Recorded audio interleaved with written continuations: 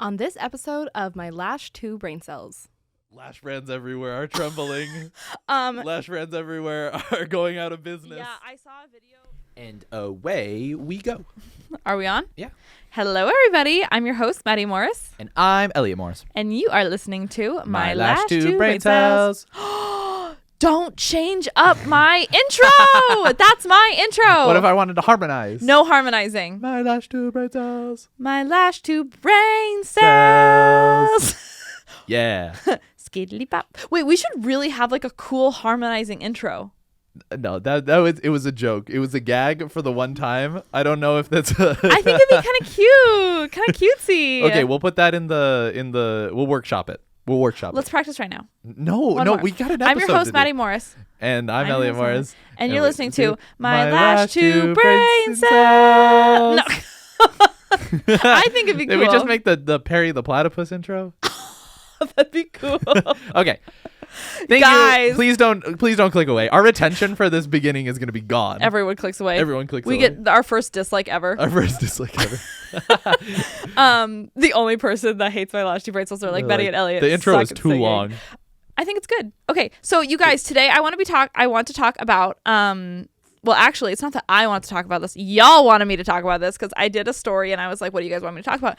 And The people have spoken. The people have spoken, and I listened to my people, and everyone that so many people that swiped up said like controversial lash opinions, unpopular lash opinions. Everyone wants the tea. Things about lashes. Who would have thought? Who would have thought? You guys are so nosy. You guys are so You're nosy. nosy, and you love to gossip.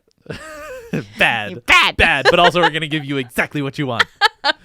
Already. Well, it's just funny. Like people want that from me, but I'm like the least controversial, like least edgiest. No, lash that's why artist they ever. want it. Because Like, they're like, literally- give us something. Literally, my biggest fear is like pissing people off and like making That is people true. mad at me, because I think here's the thing, like I'm very grand scheme of things thinking, and I'm like, in the grand scheme of things, does any of this matter? Does lashes matter? I just want to love on people, make people feel good, like help people. But you guys want the tea. You guys want my little, and you guys are like, Maddie, be edgy, Maddie. Come on.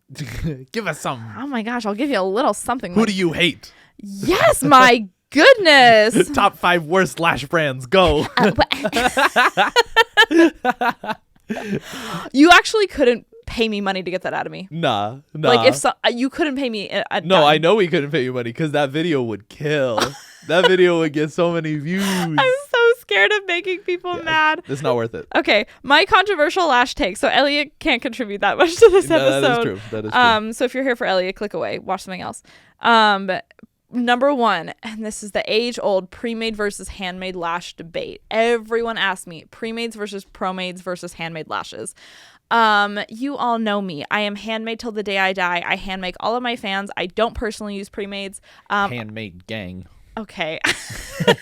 I've never been one to use pre-mades, but I have no beef with pre-mades, especially Really? I have no beef with pre-mades. You know, a lot of people would think if you're like a handmade artist, you would be like, pre-made. Yeah. The Get thing, him out of the my thing face. is I know what works best for me, someone that likes to make very customized, dark, beautiful lash sets. That I just think pre-mades can look, but here's the thing. Pre-mades are not the same as they were 10 years ago as they were 5 years ago. Facts. Pre-mades have evolved a lot. And, 5 years ago, 7 years ago, when I was first starting out, They were trash. pre-mades were garbage. I remember buying pre-made lashes and the bases were so chunky. They were like heat bonded with glue. So you're just adding glue to glue, and Glue on they glue. looked really cheap, and the fibers were unbelievably thin and flat, and they didn't hold a curl. So for me, I always knew that I wanted to prioritize top quality in my business, so I went the handmade route. However, if you're an artist getting started today and you really need help with speed and you want to offer volume lashing, I think pre-mades are a great option if you want to, lash fast and figure it out while you learn handmades. Yep. So I think they're a good stepping stone, and there are high quality pre-mades out there nowadays, and I have nothing bad to say about them. I have one bad. I think one downside of pre-mades. What? You ever seen a box of pre-mades? What do you mean? You ever looked at a box of pre-mades? Yeah, I've looked at a box of pre-mades. What do you see when you look in that box of pre-mades? Little spiders. They look like little spiders. They look. It is not. They're it not looks scary. They're not attractive. They are not attractive when they're in the box. But listen, I think that, and the thing is like pre-made brands are aware of this. Like they know that they're not for everyone. Yeah. They know that they're for a very specific artist, and I think pre-mades serve a purpose in this industry, and I think they're here to stay. I think pre-mades are not the most cost-effective option, however. Probably one of the biggest downsides. The biggest downside of pre-mades, I think, is like if you're just looking at like your COGS, your cost of goods, and like Watch the last episode. If you're looking at your cost of goods, pre-made lashes, if you are like fully booked and doing like beautiful full sets, pre-mades are going to cost you an arm and a leg in comparison to handmade lashes. So if you're looking at your costs and you're like, my costs are too high, and you're using pre-mades, easy way to lower your costs. Start making your own fans. Yeah. I say this in a kind way and not in it make anyone feel less than. No, this is not elitist. No, it's not elitist. We just want to help. All I'm saying is, if I was to be working with pre-mades 24/7, I would feel like a lash tech and not a lash artist. And I feel like there is just a true artistry in being able to hand make hundreds and hundreds and hundreds of fans that are somewhat symmetrical, that are beautiful, that are customized to each natural lash depending on how long, how thick, how damaged, how whatever it is. I think there's a true art to that you just can't replicate with pre-mades. But it takes time to learn that. So that's why I think pre-mades kind of bridge that gap of people that want to learn volume and mega volume and want to get good at hand making. However, there is such a long learning process for most people to get the gap from classic to volume. It is so wide for a lot of people that really, really struggle because lashing is not easy. We all know this. So I think pre-mades, high-end pre-mades solve a very good problem for those people. I don't think it's a long-term solution or something. Because you do pay for that solution. You pay extra. Yeah, you're going to pay for the convenience and you're going to pay extra. But I think that it bridges that gap beautifully between people that are starting out and advanced volume artists. I think you are like the only person who could make your controversial hot takes so reasonable. and so unlikely to anger anybody. Oh boy, well this next one is real spicy. What is it? Sensitive adhesive is stupid and fake. Lash brands everywhere are trembling. Lash brands everywhere are going out of business. Yeah, I saw a video today on Lash brand stocks after this episode. I just nuked the whole product industry. No, sensitive adhesive. Sensitive is a term coined by the cosmetic industry, and it means whatever the company wants it to mean. There's no like approval of like what sensitive means. And all sensitive means is that there's a smaller concentration of the active ingredient in that product is what it usually means. So when lash brands, our lash adhesive is mostly like the main ingredient that makes it sticky is cyanoacrylate. We all know this. Yep. And so when brands have an adhesive marketed as sensitive, they can sell it to people that are like allergic or have sensitivities or reactions, and they can market it and be like, well, we have this magical sensitive glue. But there's just in most cases, there's just a smaller concentrate of cyanoacrylate, meaning that the person that has a sensitivity will still react. If someone has a true allergy to it, it's not going to fix it. It's not going to fix it. You're just having people buy more product. And if someone has a sensitivity, generally that's due to technique issue. Generally it's due to technique or the tape. Yeah. Yeah. Generally it's because if you're doing everything correctly and your technique is good, that glue should never actually be touching their skin. No. The only thing's touching their skin is the tape, which they can definitely have a sensitivity to. Absolutely. Yeah. So basically sensitive adhesive, anytime I hear the word sensitive, I run. I immediately stop listening because it's a marketing term. It has blah blah blah. That's my hottest take. Dang. If you're a lash brand and you think, no, I'm different, I would love to hear it. Prove us wrong. Yeah. So I was like on my Instagram, what is it even called? Am I a grandma? The Explore page. My Explore page? Yeah. Is that what it's called? When you click the search button? Y'all, I was surfing the World Wide Web today, and I was on americaonline.com. I was on Bing today, and this video came up, and this girl was like, if you have a client with an allergy, and she flashed a picture of like this horribly swollen eyelid, she was like, you need to be using our sensitive adhesive. I was like, no, and all these baby lash artists in the comments were like, this is saving my life, and they're running to buy this $90 adhesive isn't going to work for them. Don't listen. Stop it. It's a scam. Stop it. I could do a whole episode on lash scams. Stop it. Get some help. I think like 99% of the industry is a scam. That's controversial. What's another scam? I will not say. Okay, my third most controversial opinion is, and listen, y'all, this is controversial because I am a lash artist I like to think I'm a very ethical person. I like to think that I am always doing what is most ethical. And listen, the trend of this is probably the most controversial one. I think there's a lot of haters out here. I cringe myself out even talking about it. But don't click away. Do it. Hear me out. Can you guys hear me out? Okay, we'll hear you out. Okay, you know the little lash decals, like the little Straight to jail. Straight to jail. Nope. Nope. You know, like No, the I'm little kidding. butterflies. I like I saw a Halloween one where it said boo. Stop. Listen to me. I personally would never do them. Nor do I know a safe way of doing them, because the moment you brush them out, like, it's going to be caught and you're not going to be able to, like, effectively brush and wash your lashes. So I think it's like a hazard, and I think it's like, you know, whatever, not great for the long term of your lash health. However, I think for a little special occasion on the right person, I think they're kind of cute. Madison.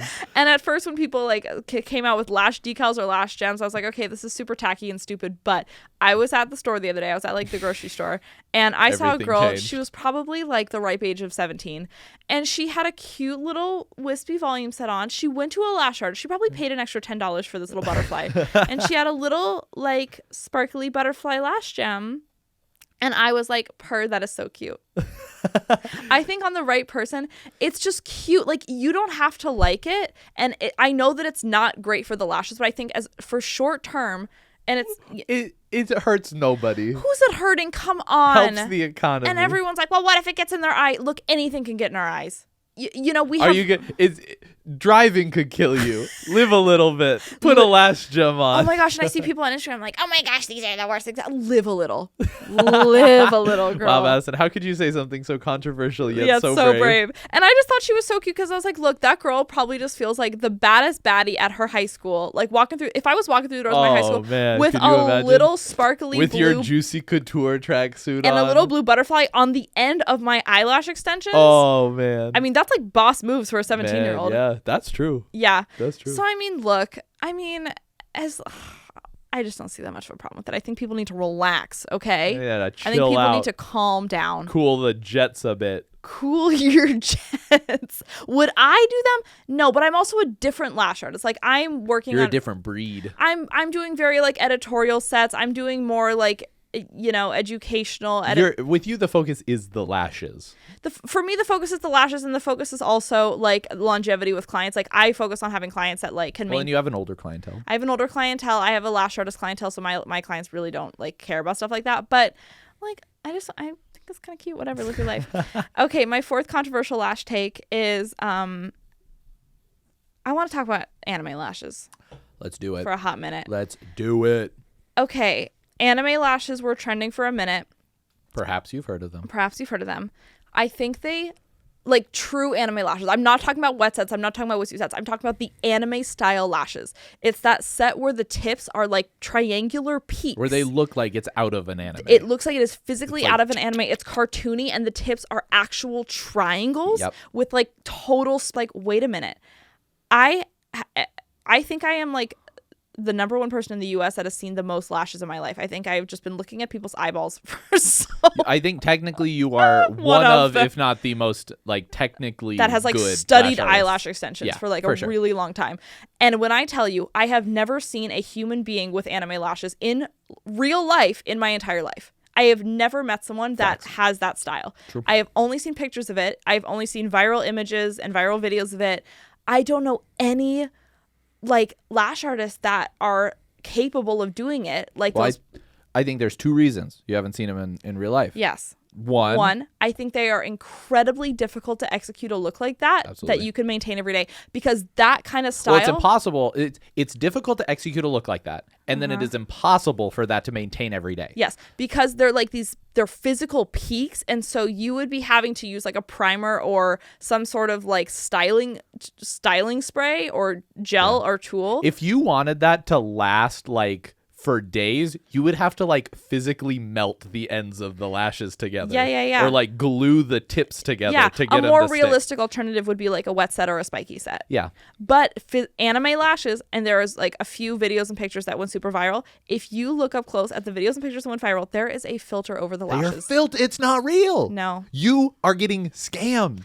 Everyone's like, man, these girls are so talented. Look at these. I could never create a set. No one could create a set like that. It's a filter. The original video of anime lashes that went viral, and I'm not saying anything bad about like the work, because the work was cute. It was probably a cute little wispy set. But super cute. Elliot was like, Madison, you have to do these. These are trending.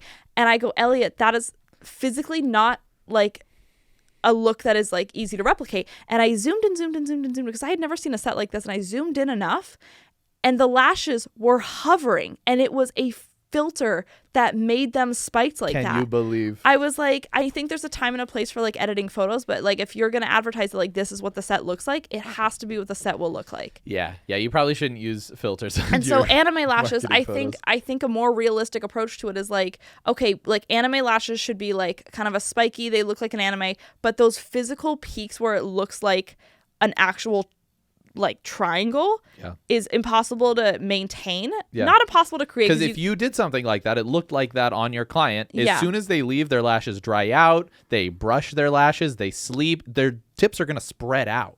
They're not going to stay in this perfect thing. Like they're going to because there is such a like, it's just a style I personally don't love. And because there is so much separation between those peaks of texture, so they're like skipping lashes a lot of that. Like it's not going to be a set that looks good a week from then. They would be putting stress on the naturals if they're like pulling it in. Yeah. So I think like there are ways to do spiky sets and wispy sets that look kind of like anime-ish, but I just don't think it's a style that's very easy to maintain. I think it's going to possible to maintain. I think it's going to look really worn in after a week. Real rough. Yeah. Oh yeah. Absolutely. Yeah. Absolutely. But boy, are they pretty. Yeah. Crazy. I think they're pretty. I have no beef with anyone that's like specializing in anime lashes. I personally just don't know anyone that specializes in anime lashes. Facts. Yeah. Okay, and my last one, this is one that Elliot wanted to talk about. This is my hot take. This is Elliot's controversial lash opinion. Take. I think if you are starting out as a lash artist, say you're making under, what do you think is a good place? Like they're making under what amount would you say? Like 70K? Yeah, under 70K. Yeah. If you're making, I think a lot of lash artists make like 70K. Yeah, I think if you're making under $70,000 a year, or significantly under $70,000 a year as a lash artist, you're independent. If you're working in a salon and your goal is to go independent, start your own business, I think there is very little, if not 0 point, in you saving money. And controversial. Sounds crazy. And a lot of people write to me and they ask how they couldn't be saving money. And like here's the thing. I believe you should have an emergency fund. Absolutely. I believe you should have an emergency fund. You should have 2-3 months, preferably at least 3 months of savings saved up, so that if anything happens, you're at least okay for 3 months. And when you're starting out, I think you should be like what we talked about. I think you should be living below your means, Absolutely. Saving up, having an emergency fund. See? And so you're thinking, okay, you say live below my means, but then you say don't save money. What do you mean? What do you mean? This is what I mean. This is what I mean. When most people talk about savings, when you hear like the general wisdom is like, put your money in the S&P 500, put your money in an ETF, put it in stocks, and save up for retirement. That's generally what I think of, and I think most people think of when they think of savings. You think of a 401k or an IRA, and you're saving a retirement fund. If you are an independent lash artist, you're making under $70,000 a year, the amount that you're saving, granted, the money you save now is going to be a lot more effective at building a retirement fund than the money that you save 10 years from now because you have the compounding interest. But still, I think that it is far more valuable after you've set aside an emergency fund to take the money that you're living below your means, take the money that you would be saving in a 401k and IRA, just in a like stock portfolio you're saving up for retirement. Take that money, instead invest it into your education, invest it into your business. Because if you are saving money for retirement and you're thinking, okay, I just want to be good in 30 years. I want to have a retirement fund. I want it to be okay. If you're saving enough money to have $1 million in retirement, once you get to retirement 40 years from now, $1 million is going to be worth like $400,000 today. It's not going to be enough for you to live on. And so you're thinking, wow, that's really depressing. Like, what am I supposed to do? If you instead take that money that you would be putting into a retirement fund, into wherever, you invest it into improving your skills and making yourself a better lash artist, like taking good trainings so that you can charge higher prices, help fill your books, taking whatever trainings you think you need to help improve your business, whether that's business trainings, you need to improve on the business side, or whether that's technique trainings, you need to improve your technique so that you can charge more and get more clients. That is the number one place you should be spending your money. And then once you've gotten to a point where your technique is where you want it to be, you think your business is in a solid place for like an independent lash artist, then start saving up that money, but not in a retirement fund. Save up that money and then invest it into your own business. Because the way the S&P 500 and the stock market works is that you are investing into owning a tiny part of a bunch of different companies. And you're basically betting that all these companies are going to grow over time. You have zero influence over that. What you do have influence over is the outcome and the production of your own business. And so it is my personal belief that if I had to choose, I would much rather save my money and put it into something that I can control and that I can influence the output of so that I could grow it more than what the S&P is going to do, what a random ETF is going to do. If you look at anyone who built real lasting wealth, anyone who's actually like a person, ignoring like the crazy like one-offs like the crypto bros who invested in Dogecoin before it was big. Not the crypto bros who invested in Dogecoin. You look at 95%, 99, 98% of people who are wealthy in America, they all own some sort of business or they own some sort of assets. A lot of people made money in real estate. A lot of people made money in their own businesses. But the common thread is that they all made money doing something where they could get outsized returns. And now an outsized return is a return in excess of what the overall market would give you. So the overall market can give you 7% a year on average. That's what you would get over a 40-year period on average if you invested in the S&P 500. But for most small business owners, you can get a greater return than that by investing in your business. And the caveat of that is that there is more risk of doing that, because if you do it in a poor way, if you make poor investments into your business, it's much easier to make poor investments into your business than it is to make a poor investment in the S&P 500, because there's only one thing that you can buy. It's this bucket of stocks, and you just put your money in that. They're probably going to do 7% on average a year. If you invest in your business and you make stupid investments in your business, you can just lose all that money. But if you take that money, you make smart investments in your business, then you can make way above a 7% return on that. You can make 50, 100% returns on that money by making thoughtful, good investments into your business. Now, what are some of those investments that you could make? Maybe if you're an independent lash artist, you could invest in, leasing a larger space than you need and renting out the extra room to other lash artists. And then maybe that pays for your space as well. Or maybe you could invest in, maybe you have listened to our episode on why we don't want to start a product line, and you think, you know what, starting a product line is right for me. I'm in the position where I want to invest in, I want to put in the work up front to find good products, and I want to save money on my own end on products, and I want to start a product line. That could be a great way to save money, because if you're starting a product line, you're wholesaling all this product, you're going to get your product for cheaper. That's a way that you can lower your expenses, but it does require an upfront investment. Another easy way, if you don't want to start a product line, is just start wholesaling from an existing product line that you like. Start placing $3,000, $5,000 orders with them, meet their minimum order quantity for wholesaling. Once you start making a little money, you just have to spend money to make money.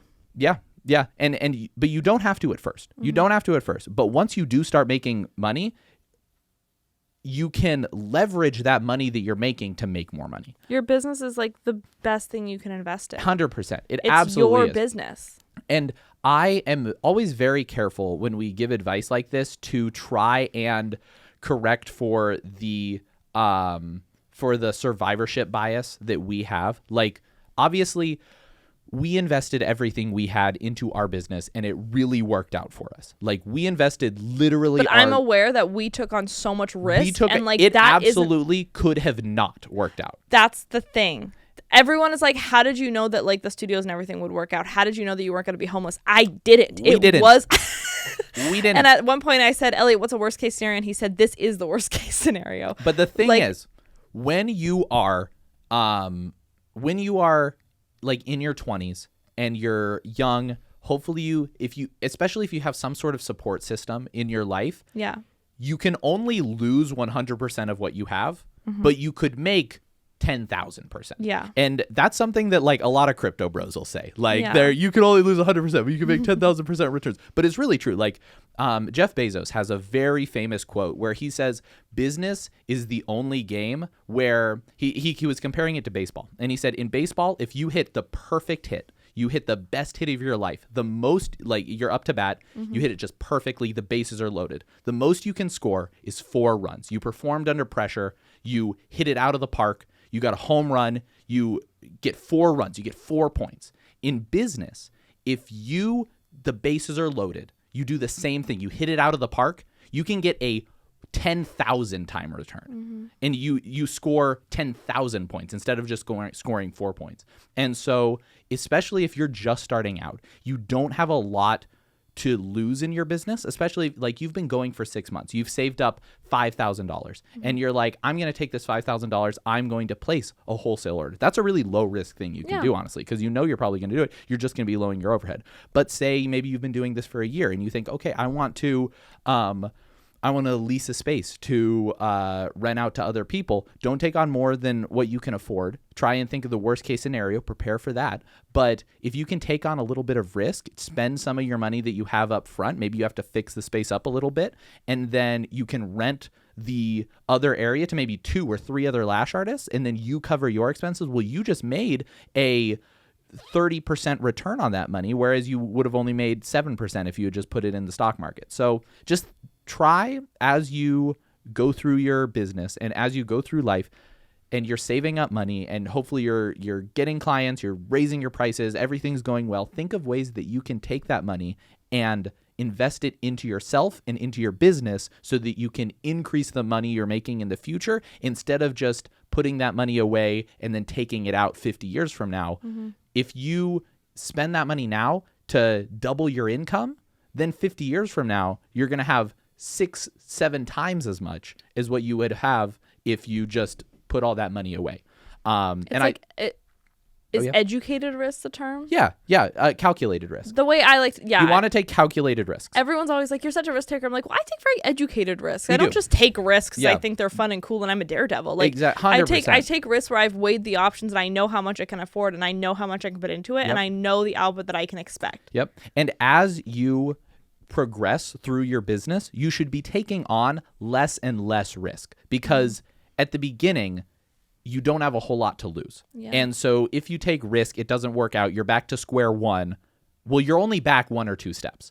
But once you're 10 years into your career, you're not able to take those risks because at that point, hopefully, like where we're at right now, we would not take the risk of starting the studios. We would not take the risk of starting studios in the way that we did to start these ones again, because it was very risky for us to start these studios. It took a very large percentage of our net worth. It took more than our net worth, honestly, and we had to get outside investment for it to cover all the costs of it. It went over budget. There was all this stuff that went wrong, and it was a very risky thing to do, but it paid off. And now that we have this, we would not take that size of risk again because we have a lot more to lose. And so the next studios we do, we are going to make sure we have so much more of a buffer.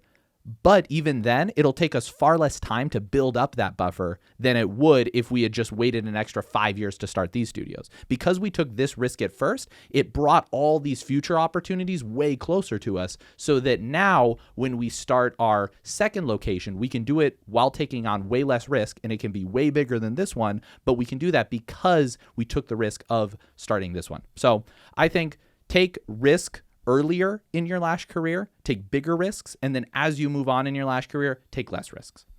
I think that's the less like clickbaity way to say it. But the clickbaity way to say it is don't save money. So. You're doing great, sweetie. Thanks, babe. Don't mind me taking little clips. I just honestly wanted clips from other angles to post throughout the week. That's so sweet. Yeah, and I think that was like very informative and very good. Oh, nice. I think our controversial lash opinions were like so not controversial. They were so milquetoast. But honestly, I just like with lashing technically, with technically, like, the technicalities of lashing, I think, like, if you know the rules, you could break them. And I think that you should, like, understand the fundamentals. And I think that, like, lash health should be your number one priority. And I think that, like, client experience and lash health and, like, understanding the true fundamentals of what you're doing is key. And then after that, I think that everything is kind of a little bit up to, like, artistry. Because it's, like, artistry has no rules, but I think the fundamentals of lashing does. Facts. So I think that if you understand application, if you understand placement, if you understand how adhesive works, product knowledge, client comfort, all that sort of good stuff, then I think where artistry comes in is that you can be able to, like, take creative risk and experiment with texture and experiment with layers and color and decals. And decals. I mean, but all that fun stuff, you know? It's like there's a perfect balance for lashing. So that's why my opinions really aren't controversial, because that's just, like, my core belief. Is, like, if you understand the fundamentals, like, if you know the rules, you can break them a little bit, you know? That was Picasso. Have fun, babe. He said that. Did he say that? Yeah, he said you got to know the rules so you can break the rules. I think that was Picasso. Well, I literally thought I made that up. Well, I legitimately I hate to break it to you, Elliot, I thought I was genius for that. You thought you were Picasso. I was like Wayne Gretzky, Michael Scott, Madison Morris. Thank you all. Don't you hate that when you think you say when you think you thought of something, but it was just someone else? I was like, if you know the rules, you can break them. And that's a Maddie Morris promise. Didn't make it up at all. Picasso in his grave, like, what? Yeah. What? Picasso would have loved my lash tube braids. Oh man, yeah, that's a fact. Well, you guys, I hope you learned something from this episode. Speaking of, we gotta go. We have to go. 'Cause I gotta go to bed early. Elliot has a flight to catch. I got a flight to catch. Bye, you guys. Have a great week. We love you, smooches. Bye. Bye.